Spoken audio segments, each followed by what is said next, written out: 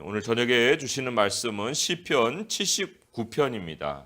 시편 79편 말씀 1절에서 13절까지입니다. 우리 한 목소리로 같이 읽겠습니다. 시편 79편 1절에서 13절까지입니다. 하나님이여, 이방 나라들이 주의 기업의 땅에 들어와서 주의 성전을 더럽히고 예루살렘이 돌무더기가 되게 하였나이다. 그들이 주의 종들의 시체를 공중의 새에게 밥으로 주의 성도들의 육체를 땅의 짐승에게 주며 그들의 피를 예루살렘 사방에 물같이 흘렸으나 그들을 매장하는 자가 없었나이다. 우리는 우리 이웃에게 비방거리가 되며 우리를 애워싼 자에게 조소와 조롱거리가 되었나이다. 여호와여, 어느 때까지니까? 영원히 노하시리이까? 주의 질투가 불붙듯 하시리이까? 주를 알지 아니하는 민족들과 주의 이름을 부르지 아니하는 나라들에게 주의 노를 쏟으소서. 그들이 야곱을 삼키고 그의 거처를 황폐하게 함이니이다. 우리 조상들의 죄악을 기억하지 마시고 주의 긍휼로 우리를 속히 영접하소서. 우리가 매우 가련하게 되었나이다. 우리 구원의 하나님이여, 주의 이름의 영광스러운 행사를 위하여 우리를 도우시며 주의 이름을 증거하기 위하여 우리를 건지시며 우리 죄를 사하소서. 이방 나라들이 어찌하여 그들의 하나님이 어디 있느냐 말하나이까? 주의 종들이 피 흘림에 대한 복수를 우리의 목전에서 이방 나라에게 보여주소서. 갇힌 자의 탄식을 주의 앞에 이르게 하시며 죽이기로 정해진 자도 주의 크신 능력을 따라 보존하소서. 주여, 우리 이웃이 주를 비방한 그 비방을 그들의 품에 7배나 갚으소서. 우리는 주의 백성이요 주의 목장의 양이니 우리는 영원히 주께 감사하며 주의 영예를 대대에 전하리이다. 아멘. 하나님은 은혜를 베푸십니다. 하나님이 은혜를 베푸시는 것은 사실 우리가 아무런 받을 자격이 없어요.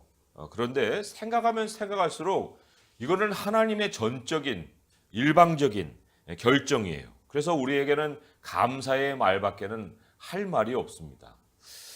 은혜가 이 정도에서 그치지 않을까, 이런 어떤 염려를 할 수도 있습니다.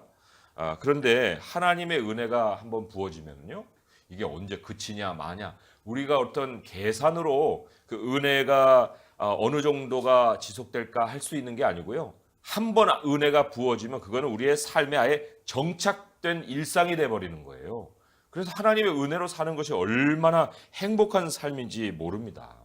그런데 반면에 반대로 또 하나님이 우리의 죄를 다루실 때가 있습니다. 그 죄를 다루실 때는 우리가 은혜도 생각을 뛰어넘는 정말 풍성한 그 분량으로 우리에게 찾아오듯이 하나님이 죄를 다루실 때 하나님의 진노, 하나님의 노하심, 이것도요, 우리가 생각하는 그 차원을 뛰어넘는 매우 무서운 모습을 띌 수가 있습니다. 매우 무서운 손길로 우리에게 찾아올 수 있다는 거예요. 우리가 은혜에 이제 푹 젖어가지고 안일하게 삽니다. 그리고는 하나님이 늘 보살펴 주시니 내가 별로 할 것도 없고, 그래서 이제 하나님이 점점 이렇게 흐려지고 잊어집니다. 그리고는 우리 마음속에 다른 것이 자꾸 이제 떠오르게 됩니다. 그리고는 그걸 쫓으려는 마음이 자꾸 새록새록 일어나는 거예요. 여러 번 하나님이 경고하는데도 그게 이제 귀에 안 들려오죠. 그리고는 나도 모르게 그 우상이 마음에 자리를 잡고 하나님 말씀에는 귀를 다 듣고 이제 그 우상을 이제 쫓게 되는 이런 상황까지 가는 거예요. 그러면서도 아무 일도 없겠지. 여태까지 일도 없었는데. 그러니까 하나님이 진노하신다는 것에 대한 생각이 별로 그렇게 심각해지질 않아요. 그리고 하나님이 죄를 다루신다는 그 생각이 너무 이렇게 안일해지기 시작합니다. 그런데 그럴 수 있는 순간에 아주 재앙이 상상 못할 그런 차원으로 우리에게 찾아올 수 있다는 거예요. 재앙은 하나님의 백성을 피해가고 다 당하는 것은 세상만 당한다. 세상은 어려움을 당해도 교회는 예외다. 이렇게 생각할 수가 없다는 거예요. 아주 크나큰 착오라는 거죠. 기업 파산하고 기업 도산하고 그거야 세상 얘기지, 무슨 교회가 파산하고 교회가 부도를 맞아.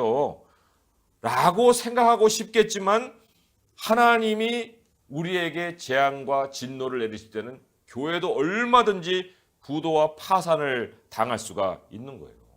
뭐 하나님은 사랑이신데 이 정도 견나간 거 가지고 무슨 큰일이 있겠어? 뭐 이런 아주 생각을 할 수가 있는데 오늘 말씀 1절에 보니까요. 여기에 보면 주의 성전 예루살렘 이게 돌무더기가 돼버린 거예요.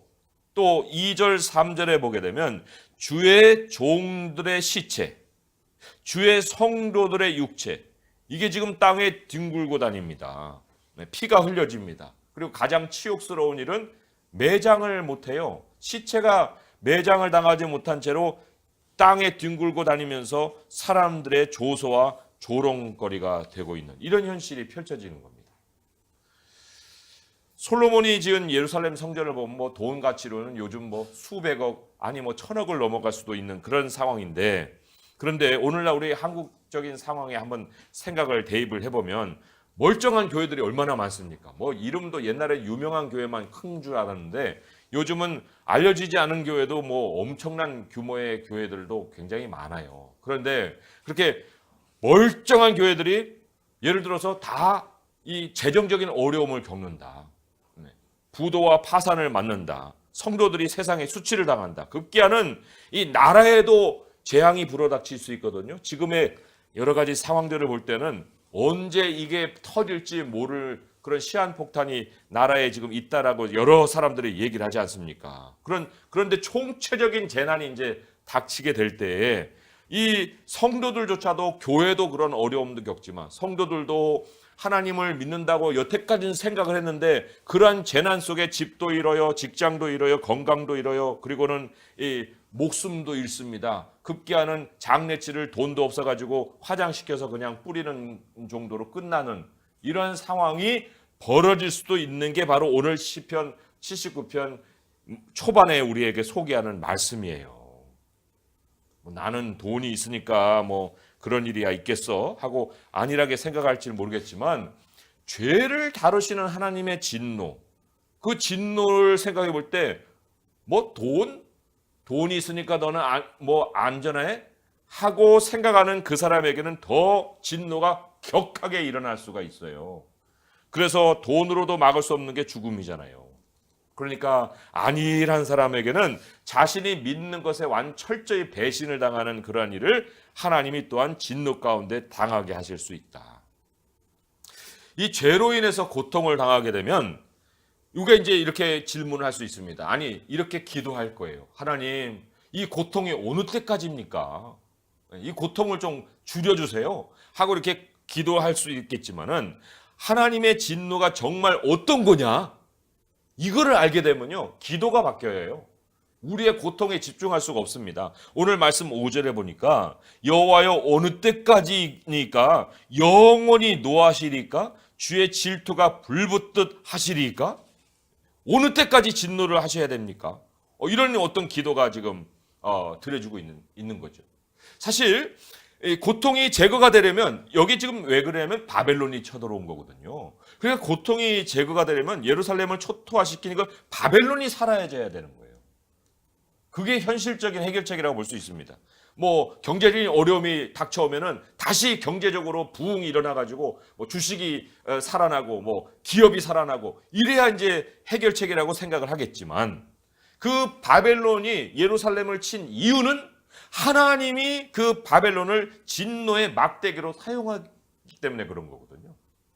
그러니까 하나님의 진노가 먼저 다뤄지지 않으면 바벨론 아무리 떠들어봐야 소용없는 거예요. 어떤 문제도 해결이 안 되는 것이다. 그리고 또 5절에 보니까 정말 주목해야 될 말씀이 주의 질투라는 거예요. 주의 질투가 불붙듯 하시리까. 주의 질투라는 말을 깊이 한번 생각해 보면 이 질투는요 사랑 때문에 나오는 거거든요. 하나님이 우리의 사랑을 확인할 수 없을 때 우리가 하나님을 사랑하는 사랑을 확인할 수 없을 때 그 진노가 일어나는 거예요. 우리가 사랑의 대상을 확 바꿔버리면 하나님의 진노가 임하는 거예요. 우리가요 주 안에서는요 잘못도 하고 실수도 하고 아무 문제 없어요. 주 안에서는. 그런데 만약에 섬김의 대상을 하나님에서 다른 거로 바뀌어버린다? 이건 죄의 질이 달라지는 거예요.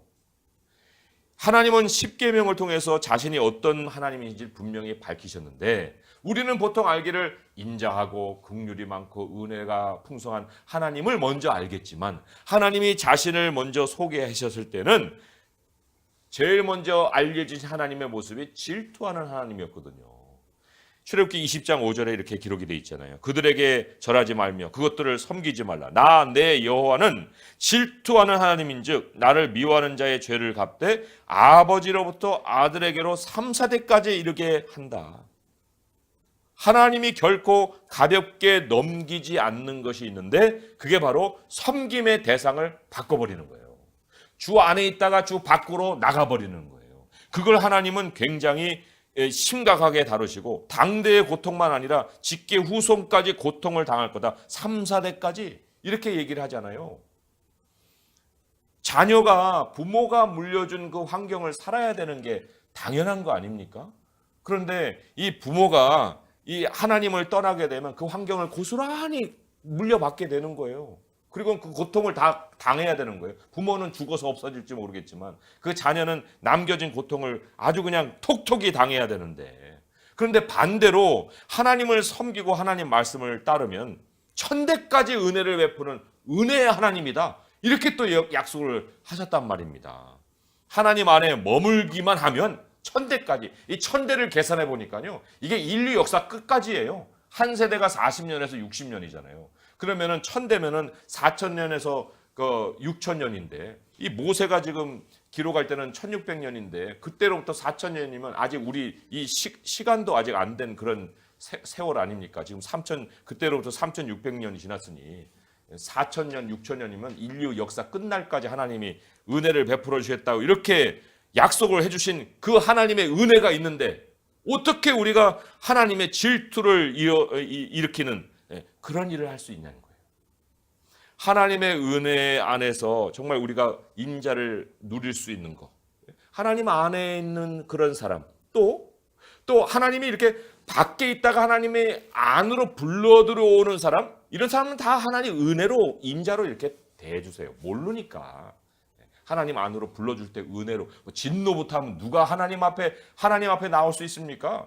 우리가 진노부터 만났으면 어떻게 그리스도를 믿을 수 있었어요? 문제는 하나님 안에 있다가 하나님 밖으로 나가는 그 경우예요. 그 경우에는 하나님의 질투가 100% 불타오른다. 가만히 있으면 하나님 버린 거죠. 사람을 상실한 마음대로 그냥 내버려 둔 거죠. 오늘 이 시편의 주인공들이 있습니다. 그런데 이 주인공들이 하나님의 진노에서 생존한 후손들이에요. 부모 세대의 죄악에 대해서 하나님의 진노를 받아서 부모도 고통을 당하고 나도 고통을 당하고 후손이 고통을 당했지만 그래도 후손들 중에 지금 살아남아서 이 시편을 읽고 있는 이런 상황이거든요. 이들이 살아남은 게 그들에게는 여전히 그래도 하나님을 사랑하는 게 있었기 때문이에요. 하나님 안에 남아있는 그 삶이 있었기 때문에 생존하는 삶으로 지금 나타나서 하나님께 이 찬송을 드리고 있는 상황이지 않습니까? 모세가 시편 90편에서 이런 고백을 했어요. 누가 주의 노여움의 능력을 알며 누가 주의 진노의 두려움을 알리까? 참 중요한 거거든요. 주의 노여움의 능력을 아는 거, 주의 진노의 두려움을 아는 거. 이 바로 예루살렘 멸망에서 생존한 요 자녀들이, 요 후손들이 주님의 진노를 아는 사람들이었다는 겁니다. 이들이 하나님께 기도한 내용을 우리가 이제 차근차근 볼 텐데 거기에 우리가 세 가지를 한번 보면, 첫째는 자신들이 진노를 받는 게 너무나도 마땅하긴 하나 하나님, 그런데요 하나님이 진노할 사람이 또 있습니다 하고 지금 하나님께 뭔가 기억을 상기시키는 이런 내용의 기도를 먼저 드려요. 6절의 말씀이 이렇죠. 주를 알지 아니하는 민족들과 주의 이름을 부르지 아니하는 나라들에게 주의 노를 쏟으소서. 이걸 그냥 뭐 일방적으로 우리 당했어요 하나님 쟤들 벌 줘요 이런 얘기가 아니고요, 하나님의 진노가 뭔지를 아니까 이런 기도를 드리는 거거든요. 하나님의 진노의 막대기로 사용되어서 이 이방 백성들이 이제 찾아와서 하나님의 이 진노를 대변하고 대신하는 그런 도구가 된 거, 그건 당연히 하나님이 시킨 일이니까 하는 거예요. 그런데 그 정도가 너무너무 지나치는 거예요. 자기들의 분노를 더 쏟기 시작을 합니다. 이미 자기들도 죄악에 살고 있는 죄인들인데 어떻게 죄인들이 무슨 의의 대변자라도 된 모양 하나님을 조롱하고 하나님의 백성을 막 목을 치고 몸을 치고 피를 흘리는 이를 일들을 하냐고 해요. 그들이 하나님의 이 진노의 대상이라는 것을 알지 못하고 지금 이런 일들을 하고 있는 이것을 지금 하나님 앞에 고발을 하고 있습니다. 그게 6절도 그렇고 10절도 그렇고 12절도 그렇고 그래요. 이 10절도 한번 읽어보면 이렇죠. 이방 나라들이 어찌하여 그들의 하나님이 어디 있느냐. 하나님 무시합니다. 주의 종들이 피 흘림에 대한 복수를 우리 목전의 이방 나라에게 보여주소서. 오늘날의 상황으로 한번 적용해 보면 이런 거예요. 세상의 교회를 비난합니다. 마땅히 우리가 욕들을 만한 일을 하기니까 그들도 비난을 하겠죠. 그런데 무슨 그들에게는 의의가 있어서 우리의 죄를 꼬집고 우리를 비난하는 겁니까? 그런 거 아니잖아요. 법대로 형벌을 받는 것은 마땅히 당해야 되는 거예요. 그래서 세상의 법정에서도 이 얼마든지 믿는 사람들이 형을 당할 수가 있어요. 구속당할 수 있고 10년형 아니라 무기징역도 당할 수 있는 것은 법대로의 형벌은 얼마든지 우리가 받아야 되는데 만약에 그 법을 집행하는 사람이 자기의 분노를 심어서 그 법대로가 아니라 그 분노를 심어서 법을 집행하는 거면 그 집행자 자체도 심판의 대상이 되는 거예요. 그게 바로 이 바벨론에게 지금 이 당한 이 사람들이 하나님께 호소를 하는 거죠. 하나님, 우리가 마땅히 그 받아야 될 형벌을 받는 것은 당연하나 그러나 우리는 하나님의 손에서는 형벌을 받지 그들이 왜 우리에게 자기들의 분노를 쏟는 것을 우리가 당해야 됩니까? 하는 그 기도를 주님 앞에 드리고 있습니다. 우리도 어쩌면은 이 교회가 당하는 비난 속에서 이러한 기도를 하나님께 드려야 하는지도 모르겠어요. 어떤 사람들은 교회의 여러 가지 일들에 대해서 교회 안에서 해결하지 않고 밖에 나가서 막 메가폰으로 떠들고 다니는 그런 사람도 있거든요. 그거는 자기의 의의가 더 살아나기 때문에 그런 일들을 행하는 건데 그런 거에 대해서는 우리가 마땅히 하나님께 이런 기도를 드리는 것처럼 우리가 기도를 드릴 수가 있어야 됩니다. 둘째로는 이 그들의 기도, 자신들을 하나님 밖에 두지 마시고 하나님 안으로 이끌어 주세요. 이 기도를 드리고 있습니다. 굉장히 중요한 기도예요. 8절에 보니까 이렇죠. 우리 조상들의 죄악을 기억하지 마시고 주의 긍휼로 우리를 속히 영접하소서. 우리가 매우 가련하게 되었나이다. 속히 영접하여 주소서. 이러한 기도가 왜 그들의 조상들과 그들이 이 고통 중에 있었는지 그를 정확히 깨닫고 있다고 알려주는 증거가 됩니다. 이러한 기도를 드릴 수 있다는 거예요. 우리를 속히 영접하소서. 왜 영접해달라고 해요? 하나님의 백성이 누리는 행복, 하나님의 백성이 누리는 아주 안정된 삶, 우리들의 용어로 보면 웰빙이죠. 웰빙. 우리 하나님 백성의 웰빙은 오직 하나님 안에 있는 거예요. 하나님 안에. 하나님 안이라는 게 얼마나 포근한 자성인지 모릅니다. 그러니까 밖에서는 뭐를 당합니까? 가련하게 되었다 그러잖아요. 가련하게. 거기에 뭐가 있는 것 같아서 그냥 뛰쳐나갔는데 아무것도 없는 거예요. 아무것도 없어요. 정말 아무것도 없습니다. 인생에 하나님 밖에는 답이 없다는 거. 그거를 처절히 깨달은 거예요. 그래서 속히 나를 영접하여 달라는 이 기도를 지금 드리고 있습니다. 세 번째로 그들의 기도에는 사명을 회복해 달라는 기도가 있거든요. 9절의 말씀이 이렇죠. 우리 구원의 하나님이여 주의 이름의 영광스러운 행사를 위하여 우리를 도우시며 주의 이름을 증거하기 위하여 우리를 건지시며 우리 죄를 사하소서. 주의 이름의 영광스러운 행사를 위하여. 그 행사 누가 해야 됩니까? 우리를 통해서 하나님이 하시잖아요. 거기 안에 사명이 있는 거고요. 주의 이름을 증거하기 위하여. 누가 증거합니까? 우리가 증거하는 거예요. 거기에 우리의 사명이 있는 거예요. 13절로 내려오게 되면 거기에 더 이렇게 분명하게 얘기하기를 주의 영예를 대대에 전하리이다. 이런 말을 하지 않습니까? 그게 바로 우리가 지어진 목적이에요. 우리가 사는 이유예요. 그게 바로 우리가 주님 안에 있는 삶이에요. 우리 하나님이 행하시는 일을 전하고 하나님이 행하시는 일들을 우리가 높이고 하나님이 행하신 일에 대해서 노래하고 하나님의 이름을 전하는 거, 그게 바로 우리를 하나님이 구원하시고 또 우리를 용서하시는 유일한 이유고 목적입니다. 그렇지 않고 하나님이 뭐 때문에 그 징계를 거두셔야 될 이유가 어디 있습니까? 그냥 고통만 감해달라고 하는 그 기도에 하나님이 우리가 귀를 기울여야 될 이유가 없는 거예요.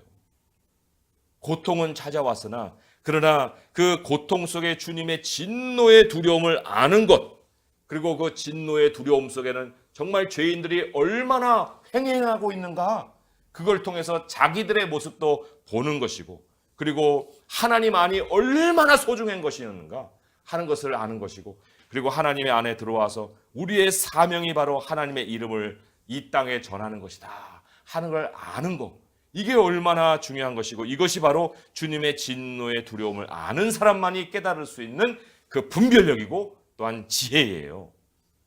그래서 우리 이 기도 속에서 현실을 보는 안목이 바뀌는 이 사람들의 변화, 이미 이 기도 안에서 그들의 회복이 일어나는 것을 우리는 아는 거예요. 안목이 바뀌는 것 자체가 이미 하나님을 주목하고 있다는 증거이고, 이것이 삶의 변화가 시작됐다는 표시가 되는 거예요. 다시 한번 정리해 봅니다. 무법한 자들의 도가 넘는 그 포악을 볼 수 있다는 거, 이게 바로 의의 눈을 갖는 거예요. 또 하나님 안에 인생의 웰빙이 있다는 것을 깨닫는 거, 소중함, 하나님에 대한 소중함을 회복하는 거고, 하나님의 이름을 증거하기에 인생이 회복돼야 된다는 사실을 안다는 것 자체가 왜 기도해야 되는지를 알게 되는 거고, 왜 하나님을 섬겨야 되고 하나님 앞에 나가서 이 삶의 회복을 간구해야 되는지를 알고 있다 하는 거죠. 이미 그 심령 속에 하나님 안과 하나님 밖에 분별의 선이 딱 그어져 있습니다. 이 선은요, 생명선입니다. 나름 뭐 생각 속에서 할 수 있는 뭐 건너도 되고 안 건너도 되고 이런 영적 구별, 영적 분별을 가지고 세상 안과 세상 밖과 하나님 안을 볼 수 있다는 것은 생명선이에요. 밖으로 넘어가면 재앙과 죽음이고 안에서 살면 안정과 평안이다. 더군다나 하나님 안으로 들어오잖아요. 그러면요, 하나님이 느끼는 질투를 우리가 동시에 같이 느낄 수 있습니다. 하나님의 질투를 느낀다는 거예요. 내가 사랑하는 하나님을 욕하는 세상에 대해서 우리는 어떤 감정을 느껴야 됩니까? 아니, 자기 사랑하는 아내나 자기 사랑하는 남편을 대놓고 욕하고 대놓고 비방하는 사람에게 우리가 사랑이 느껴집니까? 사랑 하나도 느껴지질 않아요. 그런데 하물며 우리가 사랑하는 하나님에 대해서 비방하고 욕하는 사람들에 대해서 우리의 마음이 어떠냐는 거예요. 우리가 다른 것을 사랑할 때 분노하고 진노하는 것처럼 우리 하나님을 사랑해야 될 그 사람들이 하나님에 대해서 욕하는 것이 우리의 마음속에서 불편해지지 않겠습니까? 그렇다고 우리가 그들을 향해서 그들의 방식으로 분노를 쏟을 수는 없는 거예요. 우리 주님이 원수를 사랑하고 그들을 위해서 기도하라 했기 때문에.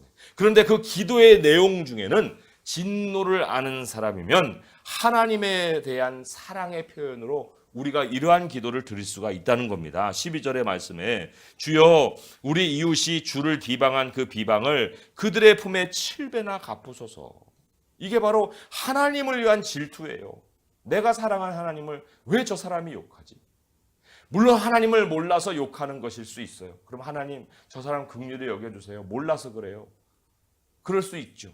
그렇지만 하나님을 아는 사람이면서도 불구하고, 혹은 너무나도 하나님에 대한 조소가 정말 도에 지나쳐서 정말 듣기가 역겨울 정도까지 도달하게 되면 하나님, 내가 하나님을 향한 이 질투를 느낍니다. 하나님, 정말 나는 하나님을 사랑하는데 저 사람 왜 저럽니까?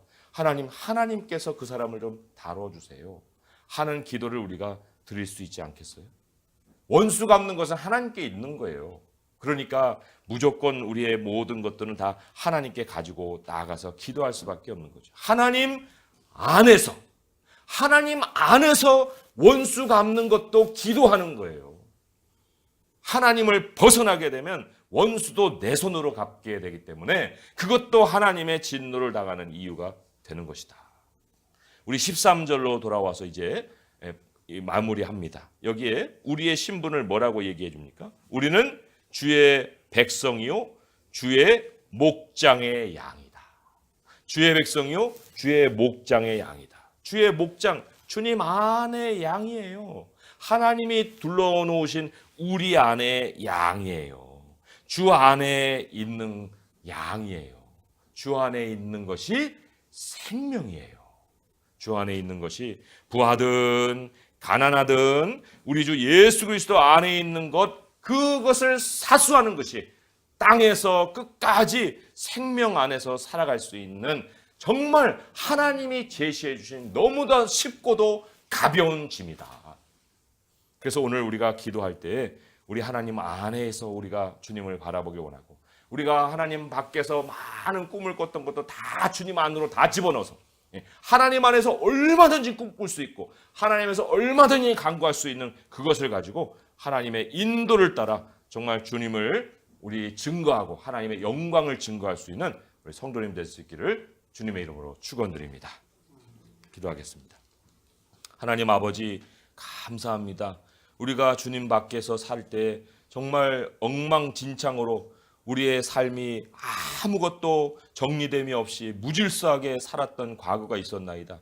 아버지 하나님, 이제 주님 안에 들어와서 평안도 누리고 안정도 찾았는데 주여 다시는 우리가 아니란 모습을 가질 수 없사옵고 세상이 부러워 뛰쳐나갈 수가 없나이다. 하나님, 우리 주님 안에 있으면 무슨 잘못을 해도 하나님 우리 주님께 나아가 기도하면 주님이 다 허물을 덮어주시고 용서하여 주십니다.